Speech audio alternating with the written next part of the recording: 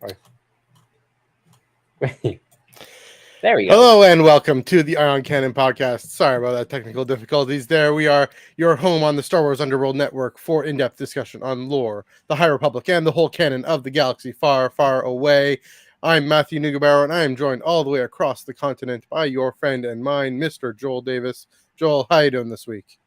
Pretty good. I just started school, for classes, so that's fun. And boy, does this YouTube channel seem a little different from the last time, don't you think? It's like, where are we?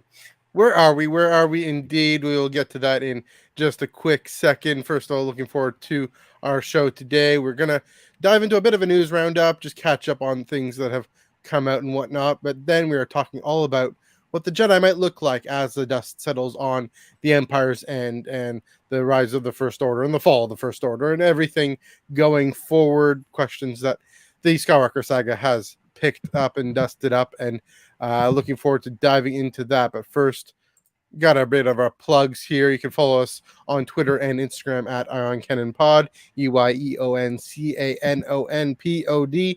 Right here on YouTube at the Star Wars Underworld channel. As mentioned, we are now a part of the Star Wars Underworld podcast network, and we'll get into a bit more. We were on the main show last Thursday night, and again, we'll talk about that in a second. But for now, yes, to say we are on the Star Wars Underworld network, on the Star Wars Underworld channel. So if you subscribe to Star Wars Underworld, you'll get our podcast right here. And and also to say our Ion Canon podcast channel. That's not going anywhere. All our back issues are there. We're still going to look at posting some stuff over there as the need arises, as the desire, the longing arises to post some other stuff. But right now we are right here in the Fandom Fam, Star Wars Underworld podcast network. A few more plugs to mention. We are still on the Ion Canon podcast feed on Spotify, looking to expand into other catchers. I'll probably get to that in the next few weeks, but for now, still just on Spotify. If you want the audio only version, that is all our full shows, as well as Tractor Beam, my weekly comic book review that comes out every Thursday or Friday. This past week I was under the weather, so I decided to just forgo taking the extra effort to record, just to get better and to relax. But comments on Star Wars 26 by Joel Yu and Doc Holocron on his channel dove into that, and on the main podcast on Thursday night, I was able to mention a few things about Star Wars number 26. This coming week, I am definitely going to get to that. There's a bunch of books coming out, including Bounty Hunters and Darth Vader with, I believe, a new artist.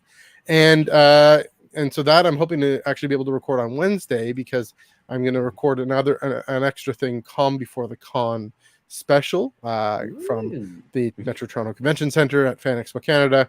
Again, another thing I'm going to mention in a second, but looking forward to what I'm looking forward to at that convention, which I will of course report back next Monday night. Everything that I saw and got to be involved in. Let me know when you do Tractor Beam, because looks like you got a fan already who's looking forward to that review. Yeah, so I'll say right now, I wasn't able to do a Tractor Beam on Star Wars number 26, but I was able to share on the Twitter page a clip or the moment, the timestamp in the episode from Thursday night on the main Star Wars Underworld podcast. But yeah, Doc, thanks for that enthusiasm. I was able to share just a little bit about the that one couple at the end. It's on the Death Star 2, and how Charles Soule, great storytelling and characterization and whatnot. All right, that should do it for plugs this week, this Eyes on Screen week, because we got a bunch of things to get through quickly here. First of all, Eyes on Screen just today dropped a Obi-Wan Kenobi, a Jedi's Return, the documentary, usually I guess called Disney Plus Gallery, but this is much nicer name, A Jedi's Return, the making of, and that'll come on Disney Plus Day, September 8th. Joel, have you got a chance to look at the trailer? Oh yeah, it's very lovely, and I do love the name a little bit more. It's funny. This one's sort of like first I thought it was like it's just like a season two. Like everyone was like, "Is this season 2?" And it's like, "Oh no, it's not season 2." I didn't expect it to be season 2 because like it's still early to announce a season 2. It's not even D23 yet. But no, I really like the very theatrical behind the scenes documentaries. It's like the Ryan Johnson behind the scenes, the director and the Jedi. It's like very they know they got a special one here, so they're gonna add a little extra special sauce to this behind the scenes. That's high praise. It's high praise because Director and the Jedi is probably my favorite making of documentary. So yeah, we'll see I what thought it comes would out be of the that. beginning. Sorry, go ahead. I thought it would be the beginning. The Phantom beginning, Menace yeah, one. yeah, you never know. I mean, that's was that the working title for the Phantom Menace or something? Yeah, I think that's the Phantom Menace behind the scenes that was documentary. okay. Yeah, yeah. I should revisit that one, I guess. Yeah. I was gonna say, yeah, I really loved. Yes, of course, it had lots of Ewan, but it had lots of Hayden in that trailer, and so anytime we get more Hayden, I'm here for that. So, do you have any more thoughts on Jedi's Return before we move on? No, Oh, I like behind the scenes stuff, and I'm always yeah. glad when they give us stuff. So Mhm. yay! Yeah. Okay. So, Princess and the Scoundrel, we are going to do a full review on that, but we're both, I guess, I'm about 15 chapters in. Joel, I don't know how many chapters in you are, but 20. you're about 20 chapters in. Yeah, we're getting there. We're getting there. It's about 60, I think, chapters. I can't quite remember, but yeah, Beth Revis doing a great job. It's not just a commercial for the Halcyon. A few things I thought were kind of telegraphed from the celebration panel that maybe would have been nice to not know entirely going in, but that's just how Lucasfilm book marketing works these days. I'm enjoying it. I'm enjoying how they're going into the details of politics and the details of the story of building the New Republic that we haven't fully gotten. We've gotten a little bit in the Chuck Wendig trilogy.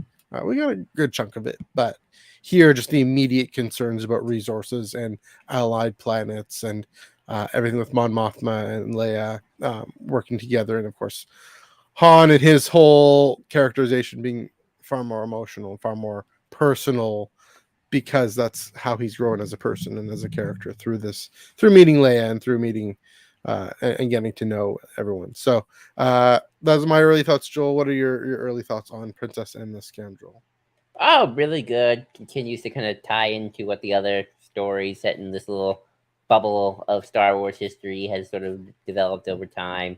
I really like seeing Han and Leia's relationship. I think this book is really making it one of my my favorite relationships of Star Wars. Seeing Leia just at the aftermath of finding out that you actually have a brother and your dad's Darth Vader. Good luck with that. That ain't gonna come back to haunt you. Yeah. And just seeing Han kind of just be Han, but be the lovable Han who like really loves and respects Leia a lot. It's like they're just such a cute couple. I love them. So Yeah, I mean that's a great point. That there you look back on Empire Strikes Back, and there's the debate over whether or not the relationship has aged well, given how there's a much. few handsy moments Hans gets with Leia, but Yeah, just in terms of how much more aware, at least I hope we are as a culture, as a society, about how women experience yeah, those contexts and those environments. And so I mean, this is Beth Revis writing this. right. She knows Leia's point of view, and she writes Han very well too. So enjoying that. We are gonna have a full review of that coming up in maybe a few weeks. We'll see when we end up finishing it. Two more items. First of all, I'll say I mentioned I'm going to this weekend, going to Fan Expo Canada. It's going to be the full con, the return of the full convention here in Toronto at the Convention Center in Toronto, going all 4 days. And Katie Sackhoff's going to be there. Ashley Eckstein is definitely going to be there. She announced a number of months ago she'd be at all the Fan Expo conventions, and she's shown up. She's made good on it. This con usually has lots of cancellations, and this time around it didn't. And great to know. One thing, I mentioned the DIY Heroes Journey panel that our friends Kareem, Din, Dominic helped develop it. He unfortunately has to work that weekend. Also, our friend Aaliyah So they're going to be presenting at 1 o'clock in the South Building. If you're around Fan Expo, come on down on Sunday 1 o'clock. I'll be moderating it. I'll be leading the discussion and asking questions and hopefully not screwing over the slideshow and all that fun stuff. So that's a first for me. I'm looking forward to that. And yeah, I mean, I've seen the panel twice so far, and so it's definitely a meaningful, inspirational panel, inspirational way of talking about our personal stories in fandom and our spiritual stories in fandom through the lens of the Joseph Campbell hero's journey. And if hopefully, again, we got to talk to Din about hear from Din about possibly having a recording of it. But for now, if you're willing to able to, if you're in town, if you're in Toronto, if you're coming to Fan Expo, Sunday 1 o'clock Eastern time in the South Building. Okay, last thing I mentioned at the top, we are now, of course, part of the Star Wars Underworld Podcast Network. We went on the show on Thursday. We at the beginning of the show, we gave our thoughts on what this means and what this entails at the beginning of the show on Thursday. So when we're done tonight, feel free to, well, first of all, go also on the Star Wars Underworld Network, our good friend Hannah Rayside, check out her episode. The reason we're here now at 5 p.m. Pacific, 8 p.m. Eastern is because at 9 p.m. She's starting her Kenobi rewatch. So check that out, and then go to the Star Wars Underworld show last Thursday night just to hear our thoughts. And we had a really great conversation, 2-hour conversation, the 5 of us, Dom, Chris, Hannah, you and I, on canon, on everything, how everything comes together, holds together, or doesn't, or whatnot. The type of stuff we do here at Ion Canon Binds Podcast. the franchise together. Yes, you had a great way of putting it. And so yeah, you want to take some time to just add some more thoughts and talk about that episode. I did, but sort of like I'm out all over the place right now. But I had a great time talking about just canon and the impact of it. And I think this has nothing to do with our discussion, but I think one of the things that when people read the books, and I think it's something we all kind of want, is how much does a story impact canon moving forward out of universe, not in universe, because out of universe it can still work backwards. So when I did my example about what the canon kind of how it impacts things moving forward out of universe, like I keep stating that because this is Star Wars. Yeah. I used Rise of Skywalker. I'm actually gonna use The Force Awakens because honestly, I've been thinking about this. That's actually a more impactful story, and with Last Jedi, it doubles down honestly on a lot of what Force Awakens honestly sets up. So I kind of get why people are mad, less because of like the Rebels versus Resistance thing, but it's like now it's like Luke's Jedi Academy that we always thought, oh, he's going to be the Grand Master Jedi. It's going to be like Legends. He's going to be like 1,000. They're going to go against the Yuzon Vong. Nope. Yeah, Kylo screws that over. Yep. No Luke Skywalker Jedi Order.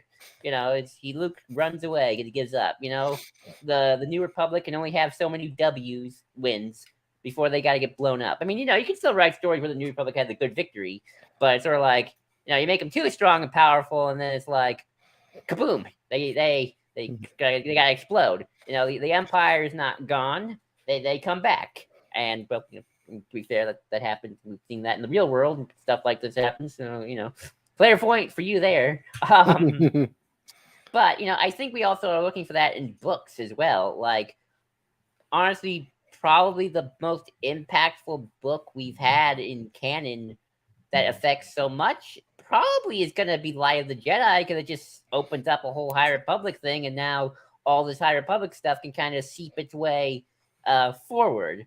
Well, something like Padawan, I like Padawan, but Padawan's not going to have the ramifications of a dozen different novels moving forward, backward, left, and right. And yes, Ben, I agree, that episode was so good.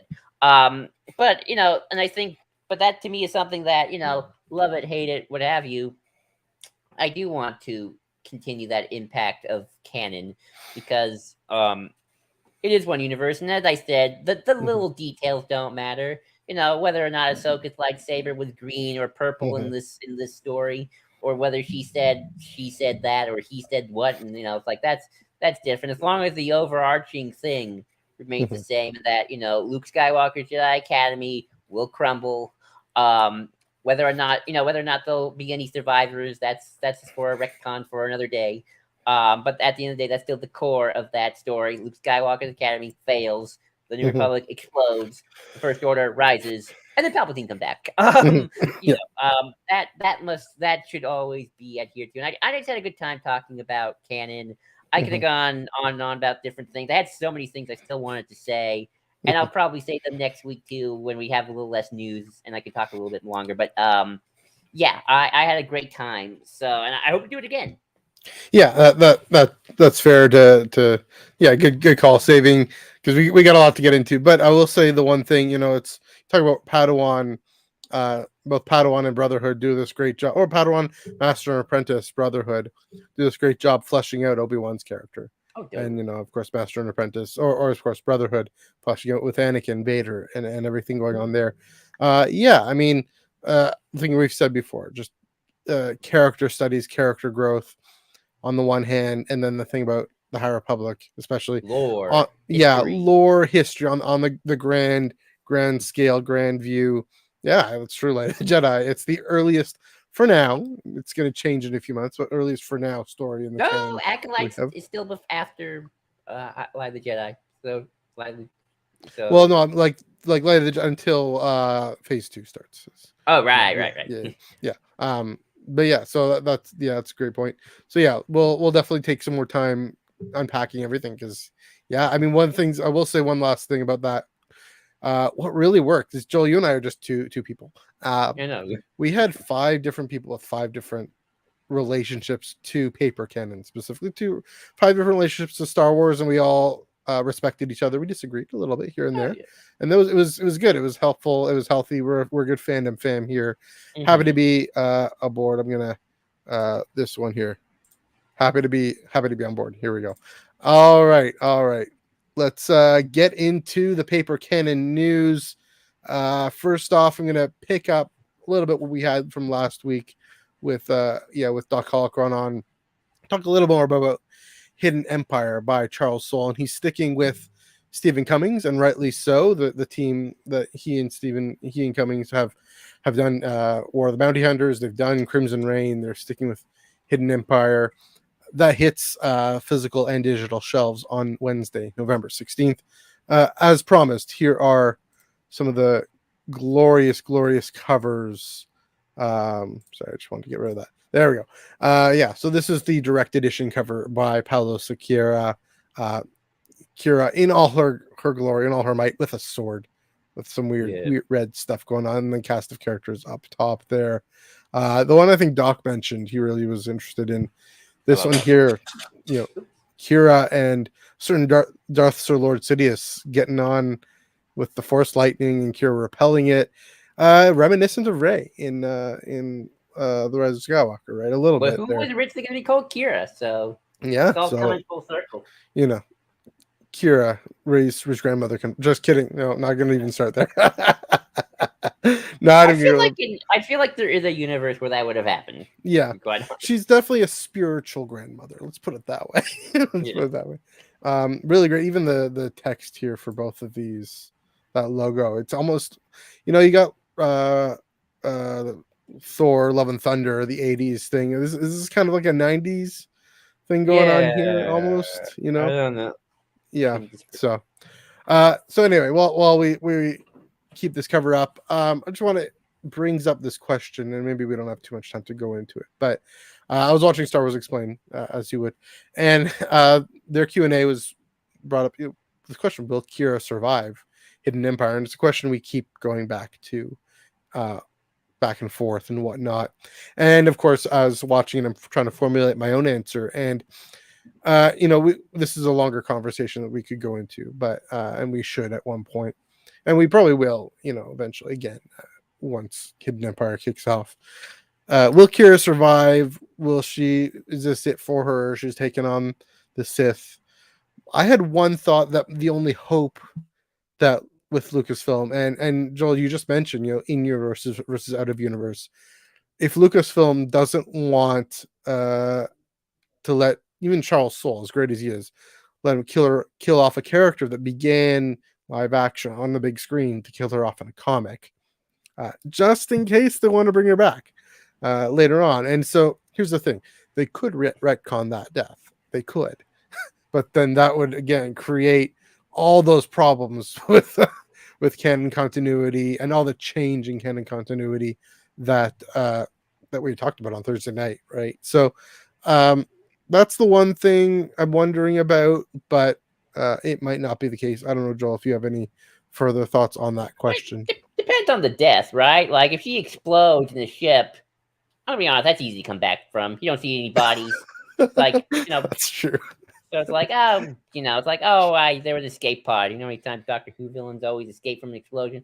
Another thing is like if the Emperor literally stabs her and beheads her, although I guess they can do brain in a jar. But we're from all. Yeah. But maybe that's a little too much. But I mean, hey, the Emperor survives an explosion. But it is sort of the question of with any multimedia franchise, how much power you want to give an individual author or not. I'm sure there were even questions about even from Rian Johnson of killing off Luke Skywalker. Like that's a big thing to take off the board, even if George was going to do it. Like regardless, it's still like that's a big thing to have your creative do. Although I'm sure the live action creators get a little bit more leeway. They are kind of the trendsetters here, but that's still a big deal. So I'm sure they're discussing it. Doc Holocron predicts that she'll lose Crimson Dawn and start a new syndicate in the Mandoverse. That's true too. Yeah, that's also very true. I mean, I could see it being either ambiguous, unless they're unless they gave Charles so really just no, she gets stabbed. Like truly, I mean, I guess Reva got stabbed and she was okay, but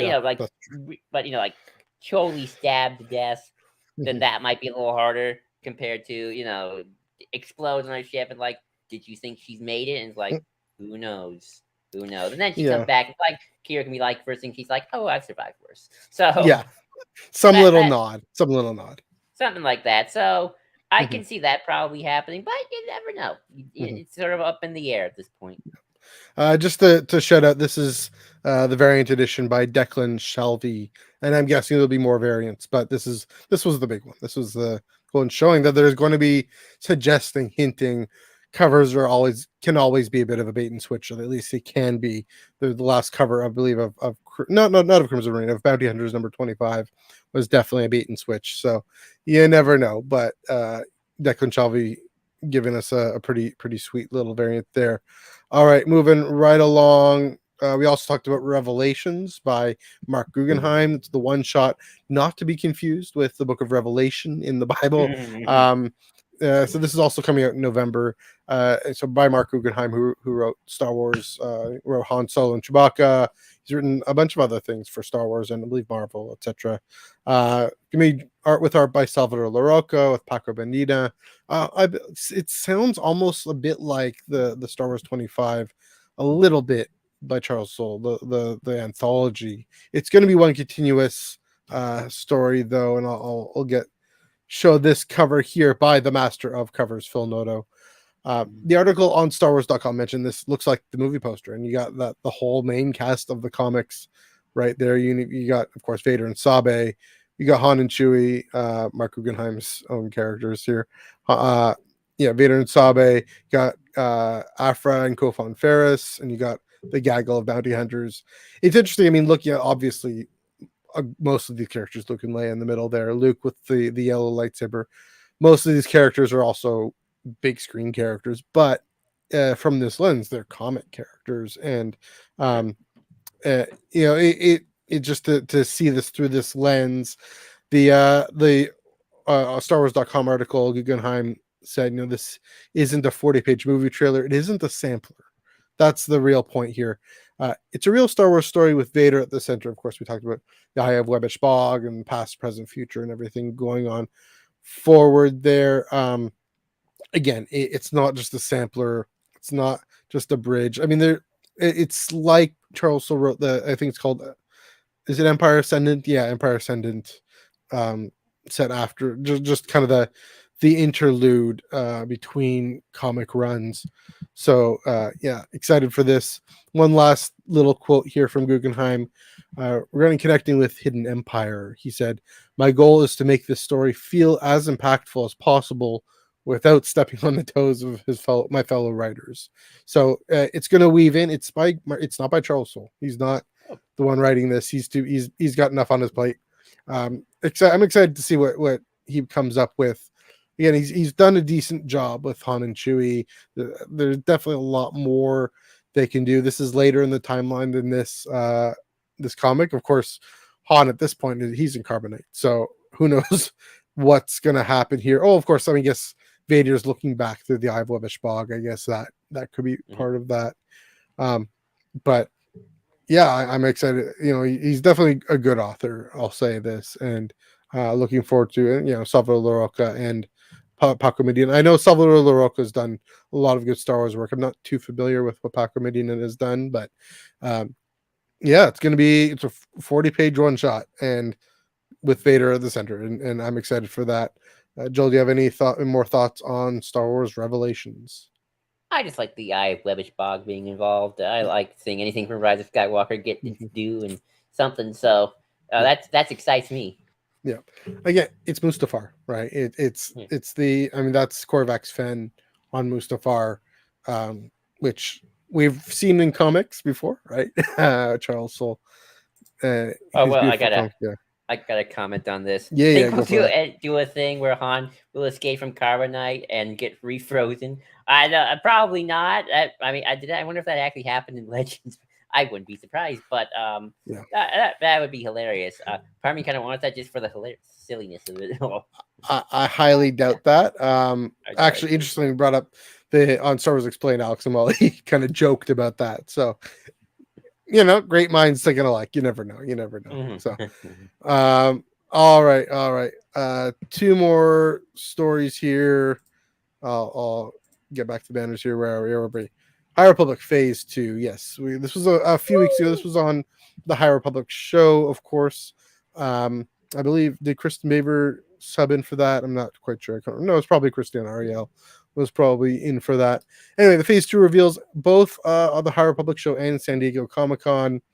So StarWars.com had some great variants, concept art, comic interiors. We don't have too much time to go into that because we have a whole discussion to get into. But we got a pair of very story-intensive highlights. I'm going to show for you here. This is, of course, Master Salandra Show. This is concept art by Ian McKeag. She'll show up first, at least, in Quest for the Hidden City by George Mann. You can see her light shield, kind of that poking back, Captain America-esque, the circle thing behind her.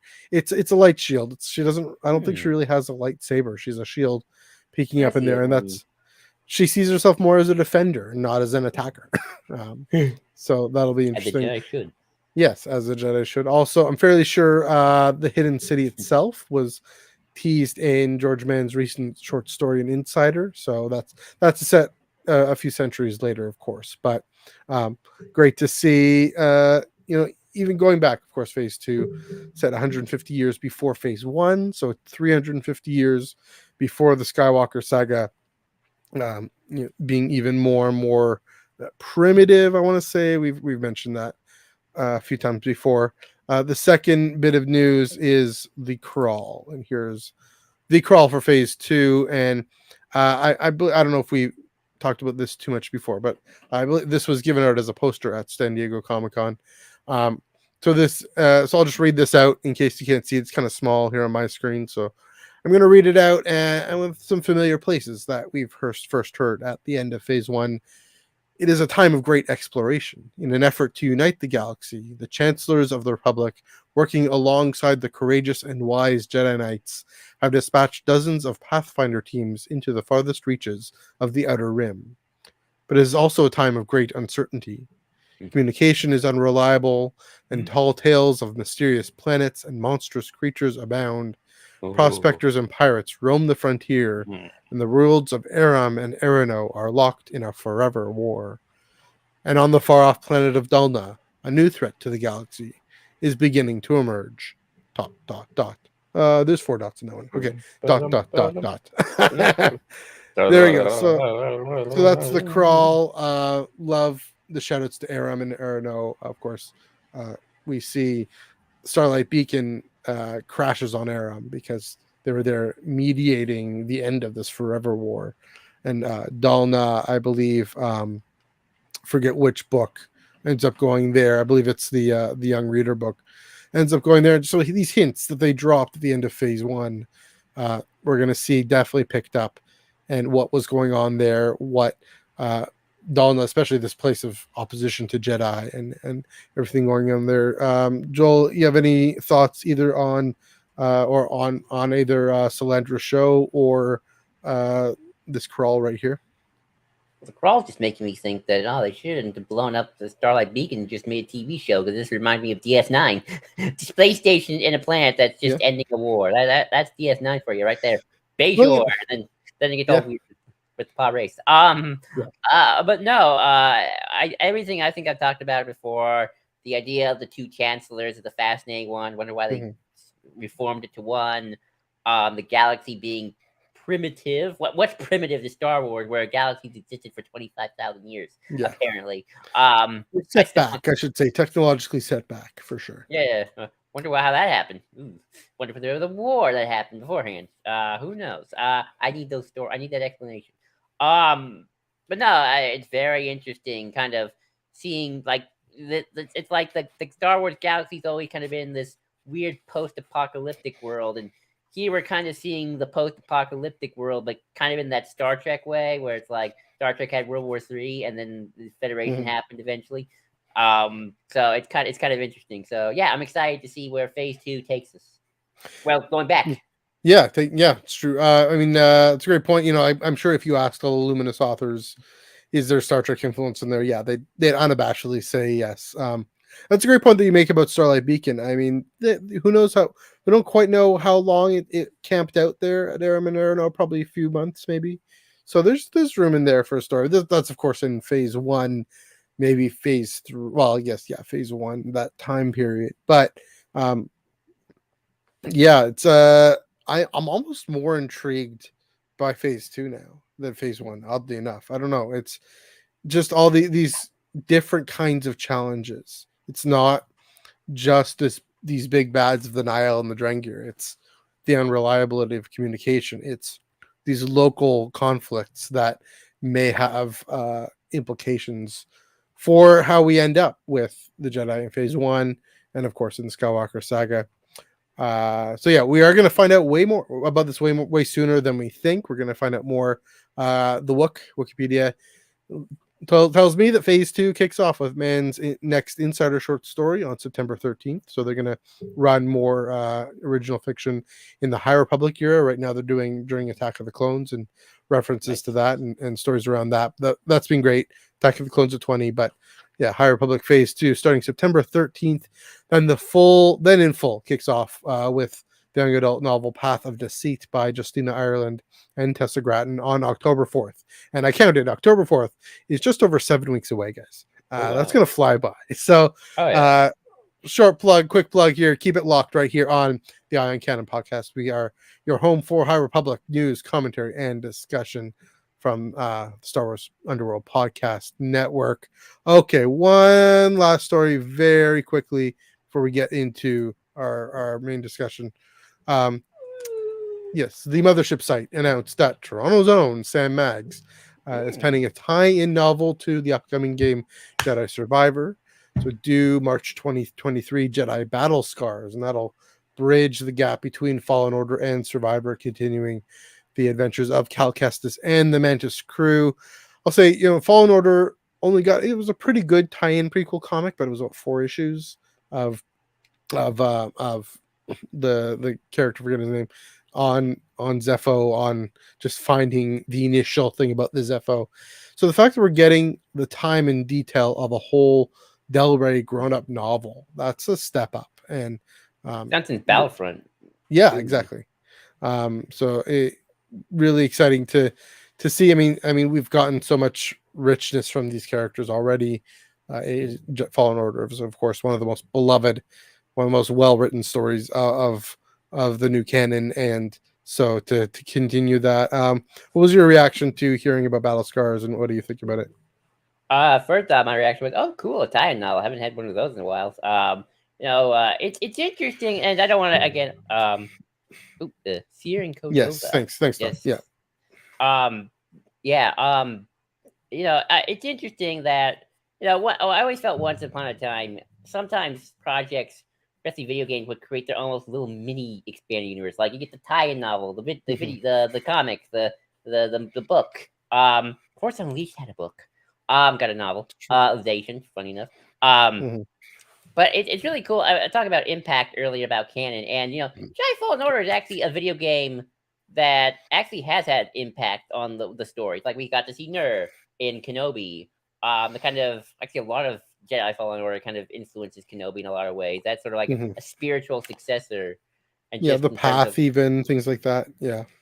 and Fallen Order. What I've always liked about that game is a game that really grounds itself in the Star Wars universe. It's like here's kind of the era. Here's kind of what we know about the era, like the Inquisitors, Saw Gerrera, the Empire. Now we tell a story in it, and I really like how it worked that way. So it's cool to see he's getting a tie-in novel, and I haven't had a good tie-in novel to a video game since Inferno Squad, which was actually really good. I quite Yeah. liked it, that novel, quite a bit.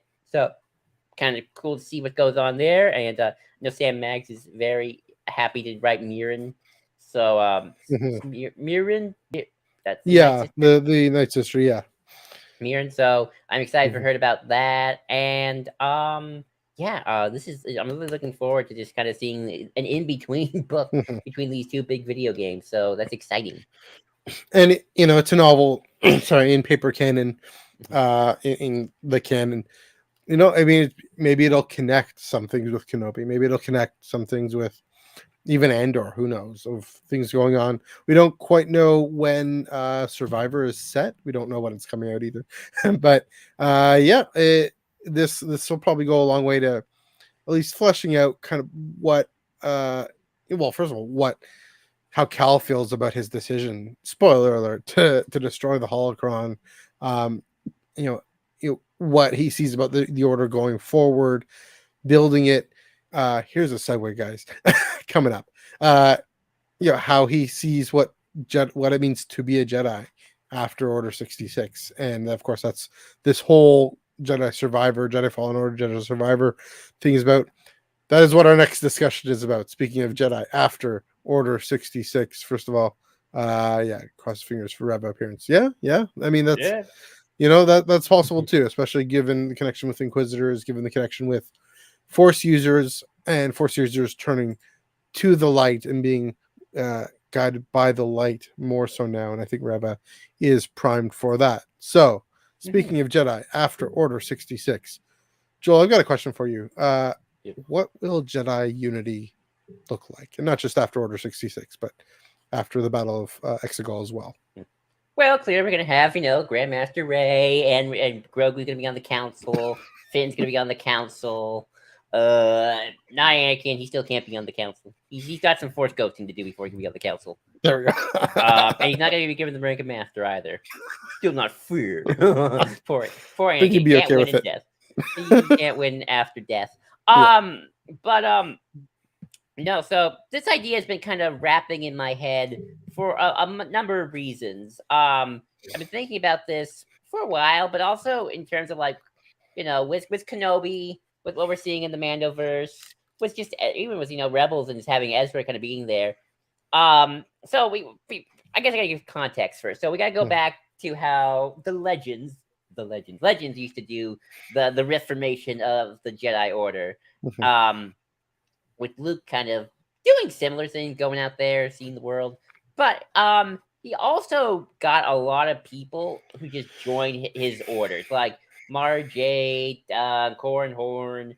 Sometimes he meet like a couple group of people, didn't matter their age. Like, hey, you Force users, I'm a Force user. Let's start a Jedi Order. We're all Force users. Let's come together. Mhm. And Legends in a lot of ways just kind of said, well, he's Luke Skywalker, so yeah. And then everyone just kind of was like joining Luke Skywalker, Jedi Order, all these little either survivors of Order 66 from the Purge or like these little Force light side cults. Mhm. And over time, Luke built his Jedi Praxium, with the Kyle Katarn is one of the teachers. You play that in Jedi Academy. Great game, by the way. And that was that. And then, the Jedi kind of became, again, what they were in the prequel. Maybe just a bit smaller, but they went to Coruscant for a while, and some stuff happened. And obviously, but now in canon, things are obviously a little different. For one thing, it doesn't look like Luke is trying to get anybody or ask anyone to join him who's an adult. Like, a Force user adult, at least as far as I'm concerned. I haven't seen it. Shadow of the Sith had a few maybe adults with him, but I couldn't tell their age. They didn't specify. Right. Obviously you had Loras and Tekka, but he's not a Force user, so he's kind of just helping Luke. But most of the Padawans were Kylo's age, 16, 10, young.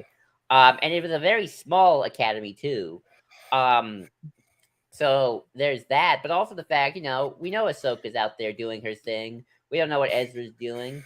We don't know if Cal Kestis is alive. Reva could still be alive by the time of the Mandoverse when, she's not she's not a Jedi anymore. So it's like, are these other Force users who used to be Jedi, maybe even still fight for the light side, they're not all joining Luke Skywalker. In some cases I can get why. It's like, Reva looks at Luke Skywalker like, Skywalker, yeah, last Skywalker nearly killed me. I don't want anything to do with you people.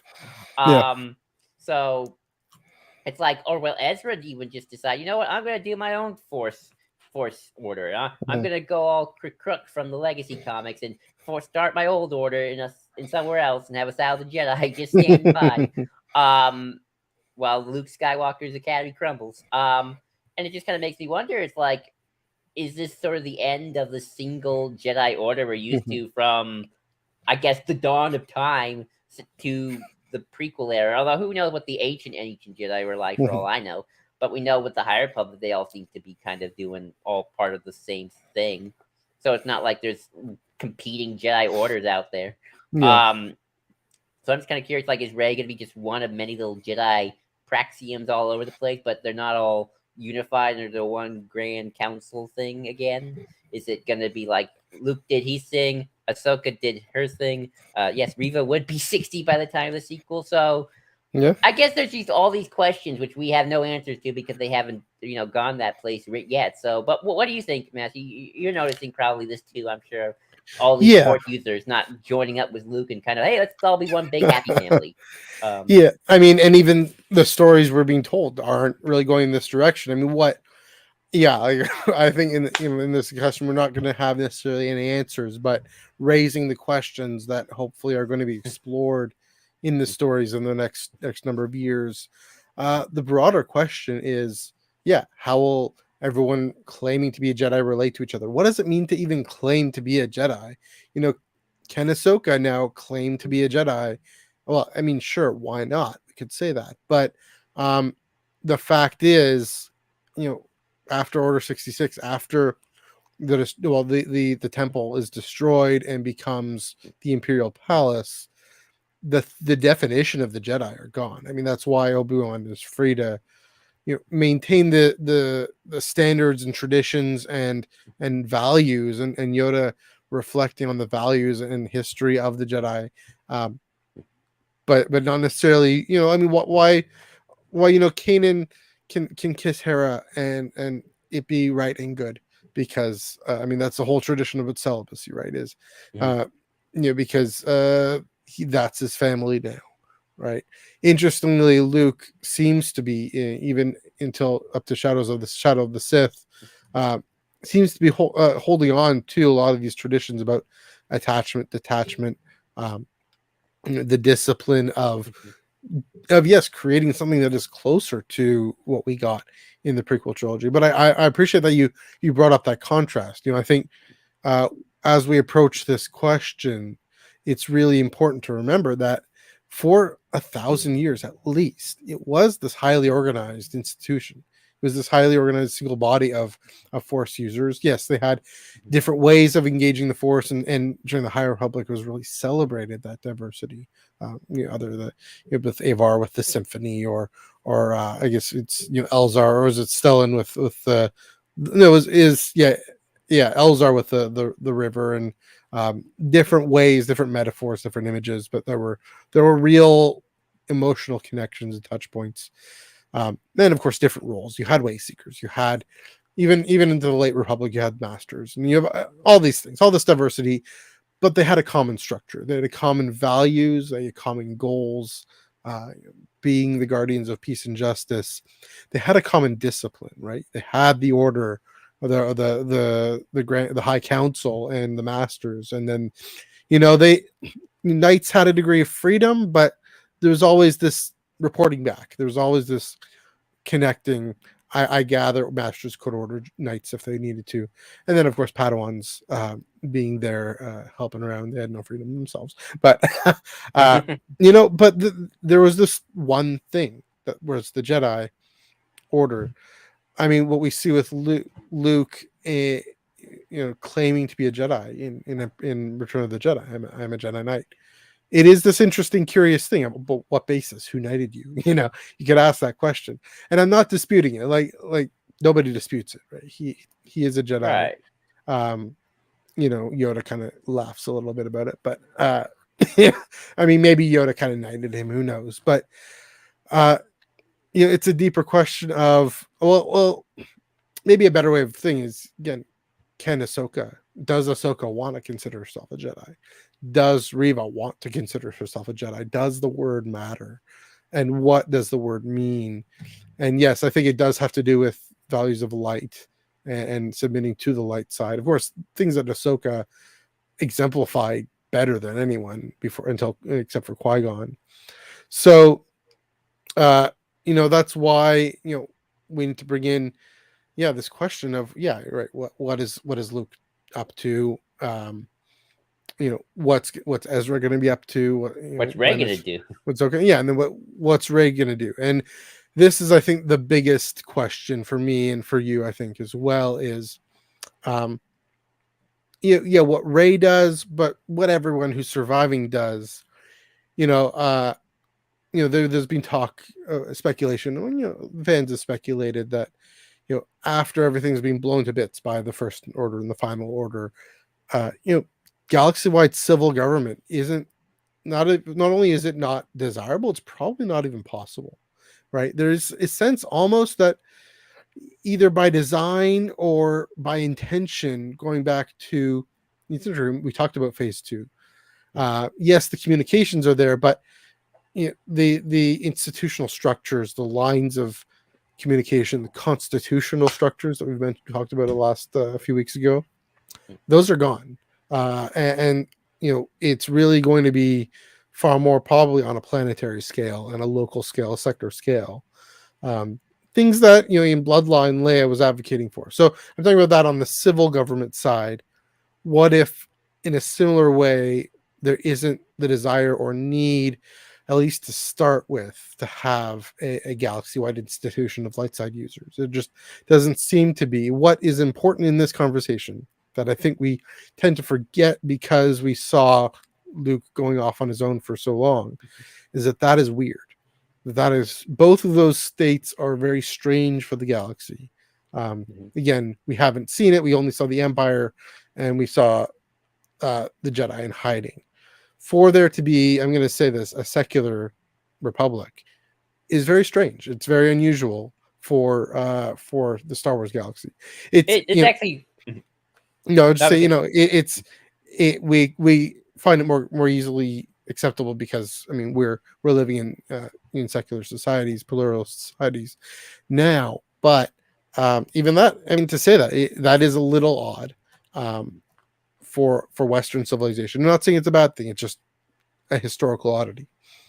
It is. It's funny. Hello there. But it is funny that, in the Revenge of the Sith novelization, and I'm paraphrasing a lot, but there's like a weird moment where Palpatine is like, don't we live in a secular republic? What's to stop me from being an elected official and my religion being Sith Lord? You are violating my human rights. Did I practice this? It's like I practice Sithness. Now obviously we know Palpatine's a psychopathic evil person. Sure. But it's like I don't know. That's your religion, buddy. I don't question your lifestyle. But to go back to institutions, Luke, in a weird way, does have somewhat institutional knowledge, and this is, I think, the major difference between the Jedi and the Sith, because there are Force ghosts, and the light sliders have Force ghosts, and I'm going to believe Lego canon that Force ghosts can visit anybody. So Sure.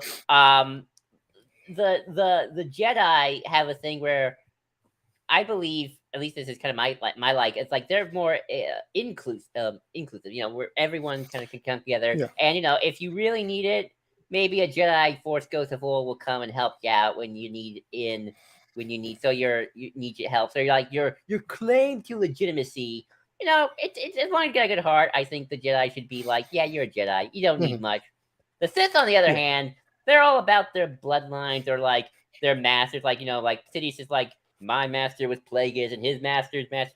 We go all the way back to the Bane line of Sith. We're that awesome. It's like they're not going to accept just some rando emo guy or emo person going, I am Darth eyeliner or something. I'm Darth Edgelord. I am Darth Edgelord. Hear me roar. It's like, no, you gotta have your masters. You gotta have the bloodline thing, or even not even like a bloodline, just sort of like, how far can you track back your Sith lineage, master wise. So it's like they're all about being exclusive. We're like, you gotta have the best of the best, like our masters are go back to Mark Ragnos' spirit. So we're the true Sith. And like, that's why the Sith fight each other. While the Jedi, on the other hand, yeah, there's a lot of institutional knowledge lost, but at the same time, it's like, if Force Ghosts are a thing, and I'm sure others have unlocked that power outside the ones we know, then maybe sooner or later they'll get lucky, and like an ancient Jedi Master will like, hey, you know what? Need a little bit of encouragement? Okay, bibbidi bobbidi, you're a Jedi Knight. Congrats. Yeah. Kind of like what happened with Kanan, right? What happened with Caden? What happened with Luke? I mean, I guess what happened with Rey in a certain extent. It's like he's gonna have the spirits. That too, and I guess the Jedi aren't that attached to their master teacher lineage, so there's also a bit of that. But also, I just think I think if the Jedi are to survive, it's not about having an institutional organization. Just like, no, you're a Jedi. You don't have to be technically part of the Order. But I like to hope that the Jedi, even if we're like, we'll do our thing, we'll do your thing, but we'll all consider each other Jedi in the end of the day. But I do think, in terms of like an institution, I do think Luke had the right idea of setting up something, because there are gonna be a bunch of Force users running around, especially with Force users who aren't practicing celibacy and giving birth to Force babies. You're gonna want to make sure there's somewhere they can go so they don't blow up someone by accident. I mean, Ahsoka is a Jedi and she's not a Jedi. It's like, it's sort of, we're saying, do the labels matter at some point? In terms of like, and that's sort of, again, there is no easy answer to this. In terms of where they go in the future, but even Finn's gonna look up for more Force users so they can like, hey, let's get our powers in order here so we don't hurt someone, and also learn some good skills along the way. I mean, what I will say maybe to get at is that the definition changed, right? The Order 66 or the aspect of the definition as it pertains, or I'm using academic language here, as it pertains to this institution that was centered on Coruscant, in this temple on Coruscant. That changed because, of course, the temple's gone, and it's the Imperial Palace, and the Order is gone, right? All the masters and everything's dispersed. What's left are the values. What's left is submission to the light side, right? Whatever that might look like. And so the question is, can you mutually recognize what this other person is doing? So the question is, Ahsoka's going to do what she wants to do, right? Regardless of, I mean, it'll be nice if Luke approves, if Luke is good with it, but if he isn't, she's going to still go off and do whatever she wants.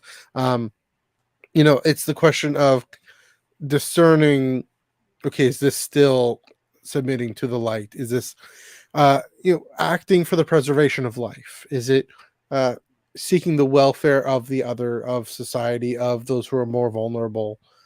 These values that the Jedi ideally have maintained for generations, for millennia. how the organization looks. Here's the thing: is I actually think it's going to evolve and change, and I do believe these things go in cycles.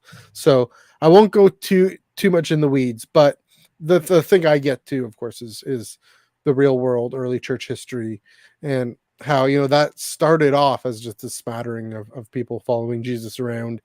They got dispersed, then they after the resurrection, or we believe in the resurrection.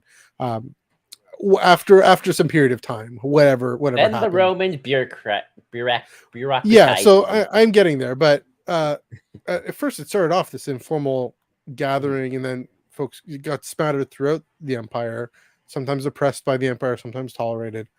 People would start meeting in their homes and in public places and whatnot, and it took a few decades, and I think there was actually something similar to maybe what Luke is going for here. Of it took just a few decades, not centuries, but still a little bit of time. Said we should have some kind of coordination. We should have some clear training. We should coordinate with each other. We should have letter writing, and it's called epistles, and we should actually meet every now and then. Those are called councils, and and so didn't set out with an idea of having this very clear, structured, uniform mechanisms of we call them bishops and dioceses and whatever. Those are actually Roman imperial terms, but they didn't set out to that. It happened. It got tied into the Roman Empire, as you mentioned, into medieval European society. The Protestant Reformation happened in large part because of those institutions and not despite them. And so that's why a lot of churches like my own continue those kinds of institutions, that even before the Reformation. Here's another great example. Yeah, you make another great example. It's going from an oral tradition, a less formal oral tradition, to a written tradition. Having it a sacred Jedi text. Yeah, having a text written down so you can actually have a clear point to it. I mean, that's one thing that can continue because Rey has the texts, right? So if you're, this is a very Protestant way of looking at it, but Protestants very much believe if you're learning from the Bible and focused on the Bible, then that's, a big part of what makes you a Christian. So, the definition of a Jedi could be, for Rey at least, if here are my texts, I'm learning from these texts, I'm teaching them. So here's another question. It's an unresolvable debate as to just talking about back to the church history question, but this definitely relates to the Jedi. It's an unresolvable debate actually, whether moving to this very empire-friendly, structured, disciplined structure, if it was a rupture from the church's less formal beginnings or an organic evolution on it. And I guess here's the thing going forward when we approach this question about the Jedi. That question is unresolvable because a lot of our perspectives have to do with what we want to happen in the present, what we want to see. So, if we're, it's different, I guess, in the real world, my own perspective is often to be a moderate and to say, yes, having freedom as well as unity, unity depending on freedom and freedom depending on unity. With Ahsoka, especially in her context, with Rey in her context, I'd be interested in seeing something a little more local, a little smaller. Frankly, I think all Rey cares about is setting up camp on Tatooine, learning from the text, and I think training Finn. I think that's Finn. I don't think she's gonna live on Tatooine though. I think she'll probably just be with the Falcon and. Oh yeah, where the Falcon, whoever she is. Yeah, I guess, or maybe she just wants to live on the Halcyon. Why not? I kind of believe what they're setting her up. It's like she's gonna go to the unknown regions and look up some stuff. It's right. Like, yes. She's a scavenger. She's gonna scavenge. I think she'll be a scavenger Jedi. Yeah. That's in her. That's their core. Well, I will say to add one thing though. Difference between Christians and Jedi is, some of them tried to do this, but they didn't wield swords and have superpowers that can crush your brain. They did wield swords sometimes, and it led to bad results. But it's like that is the question. It's sort of like when one of these guys goes the dark side, it's like, oh shoot, now we got to deal with this problem. So it's sort of like that is kind of the question of keeping things organized and unified, but having it dispersed because then, oh shoot, then one of these guys goes evil. What are we gonna do? So we gotta have some, and that's probably why the Jedi, as we know back in the old days, probably had some rules because, like, well, what are we gonna do if one of these guys goes evil? Yeah, Everything always goes to heck. You know, the part of the story of increased structure in the early church is dealing with heresies and dealing with not heresies just because people asking questions and whatnot, but full on schism, getting people to leave and creating your own little power base. I mean, again, that story also depends on what your perspective is in the present as well. But yeah, I mean, maybe that's part of the evolution there is, are they going to actually think about what to do with the dark side, right? Because it's always, the dark side hasn't been abolished. It's just that the Sith have been abolished and Palpatine's been abolished and the final order is gone. So, so it's interesting questions, interesting sets of questions that, I guess we don't, we aren't going to have much answers to it, but, I mean, you bring up, this question with the Gnostic Gospels again, another, in terms of teaching, bringing up some great points here. Another set of teaching that leads to more discipline, for better and probably for worse. But that's going to be maybe that's a great point. Is maybe one of the drivers to greater institutional. I don't want to say discipline. I mean, I want to say synergy. Let's use the word. Organization that at its best, we all have our communities, we all have our organizations, they have codes of conduct. At its best, discipline is just a byproduct of needing to ensure that we all have our common values, and that everyone is here to relate well and contribute to what the organization as a whole is up to. And so like you said, like in the Lego special, Rey's going off doing her thing and searching things. I don't know, see how much Finn goes with her or not.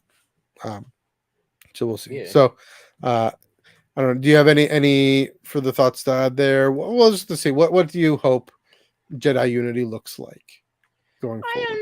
I don't know what I'm looking for. I kind of want Rey to just kind of do her own thing, whether that be start a little school or go scavenging. I actually think it'd be cool if, like, Finn started the school because he's the one who's interested in finding others like him and helping them out. So, and then Rey can kind of bring back the cool stuff.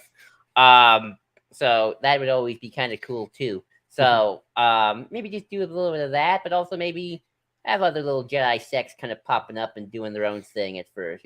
Like maybe they only come together when one of them goes evil again. It's like a second order. Oh no. Eventually someone's gonna go, I am Darth Edgelord, even though they have no Sith teachings. I hope it's called Darth Edgelord. Yes. Fair enough. Well, on that note, I think it's time to wrap things up. Thanks again for everyone for joining us here on the Star Wars Underworld channel of the Ion Canon podcast. If you like what you heard, if you have thoughts about what Jedi Unity might look like, what Jedi activity might look like, what Rey and Finn might be up to in the future or whatnot, or what Ahsoka is probably going to be up to and how she's going to relate to Luke, etc., etc. Anything we talked about in the news items before, please share in the comments below. Let us know. Pop on over to the Ion Canon podcast, on Canon YouTube channel, and maybe leave a comment there as well if you want, especially on social media at Ion Canon Pod on Twitter and Instagram. Definitely let us know there. Everywhere, give us a follow, a like, a subscribe here at the Star Wars Underworld Network channel on here on YouTube. Also, I forgot to mention over on Twitch, we're at Ion Canon Pod or Ion Canon Podcast on Twitch, streaming right now live. We're going to try that out, see how well that works. Going to publicize that a little more, and of course expanding also on Spotify and probably into Google and iTunes, etc., etc., etc. Please do give us likes and shares, etc. Joel, where can they find you on the social media?